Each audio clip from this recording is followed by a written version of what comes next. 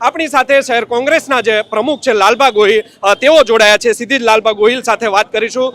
લાલબા, શું કહેશો આખી સમગ્ર જે ઘટના મામલે મોટી દુર્ઘટના થતા ભાવનગરમાં રહી ગઈ છે? આપણે જોઈ શકીએ છીએ કે આ જે હોસ્પિટલ છે, સમીપ બિલ્ડિંગ છે, જે નાઇસ હોસ્પિટલ છે, એના પાર્કિંગની અંદર કેટલો મોટો કાગળનો જથ્થો હતો, ત્યાં ગેસના બાટલા પણ મળી આવ્યા છે। તો આવી દુર્ઘટના ન થાય તો શું થાય? આ ફાયર સેફટીની જે સિસ્ટમ લગાવવામાં આવી છે એ પણ એક્ટિવ ન હોય એવું સ્પષ્ટ દેખાઈ રહ્યું છે।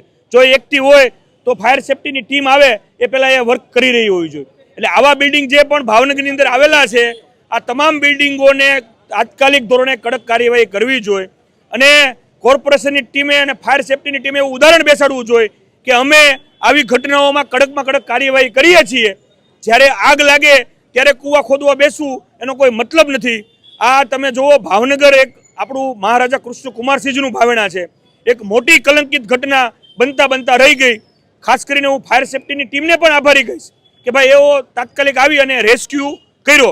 પણ જે આ જવાબદાર હોસ્પિટલ છે, જવાબદાર જે આ બિલ્ડિંગ છે, એના જે કરતા હર્તા છે એના ઉપર કડકમાં કડક કાર્યવાહી થવી જોઈએ। કારણ કે પાર્કિંગની અંદર આટલા ટુ વ્હીલ બળીને ખાખ થઈ ગયા છે, ફોર વ્હીલો બળીને ખાખ થઈ ગઈ છે, તો એ દર્દીઓના સગાવાલાની હોય તો એનું ભરપાઈ કોણ કરશે? આવા ઘણા બધા પ્રશ્નો છે। તમે જુઓ, ત્યાં કાગળ અને કેટલો મોટો કાગળનો જથ્થો મળી આવ્યો છે, તો આનાથી આગ ન લાગે, આગ પ્રસરે નહીં તો શું થાય?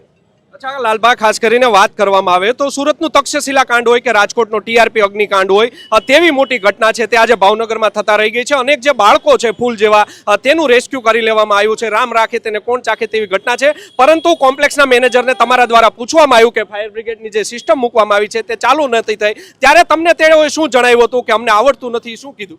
એ કે કોણ ચાલુ કરે? ફાયર સેફટીની ટીમ ચાલુ કરવા આવશે। એટલે કોર્પોરેશનના ફાયર કર્મચારી હોય એક બિલ્ડિંગનું ધ્યાન રાખશે, એક બિલ્ડિંગ એ ફાયર સિસ્ટમ ચાલુ કરવા જશે।